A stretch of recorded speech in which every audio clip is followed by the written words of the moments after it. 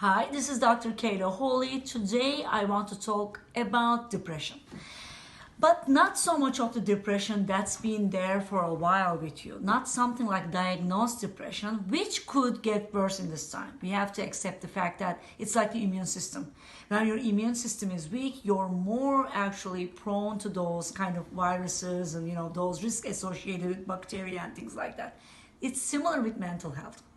When you feel strong in terms of mental health, but you feel a little bit depressed during these times, I have to first say that it's very normal. So accept and acknowledge the fact that you will feel depressed from time to time, because this is not a usual kind of living arrangement that you have. You are inside of home, you have a curfew, there are certain things you want to do, but you can't because stores are closed, restaurants are closed, lots of things that you used to do, you can't do right now.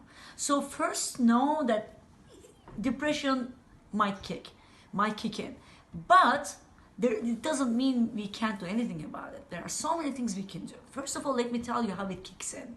It kicks in because when we don't really enact our potential, even though we're inside of home, when we don't feel our energy is kind of expressed in the way that we want, depression comes in. It's like you squeeze this gas in the jar, and then once you close it really tight, the gas, the energy is kind of squeezed in, and when you try to open it, it just blows out. It's something like that. Depression is unexpressed energy. And when you feel depressed, you feel sometimes there is nothing you want to do, you don't want to look for the future, and it's normal for a lot of people today. You see, if you're one of those lucky people who haven't got any sickness or anything, this is something to be grateful, first of all. But it doesn't really eliminate the risk for depression. So how to cope with that? I would definitely say, try to find those areas in life which you have neglected for a long time. Those things that you haven't considered because you were too busy, because you were so much trying to make them ends meet. You were trying to make it really, your life work to the most practical way as possible. Now you have the chance. It could be a hobby. It could be a work area. It could be starting a new business. Anything that you can think of. Don't limit yourself in terms of imagination. The most important enemy, the worst enemy of depression is imagination and dreaming.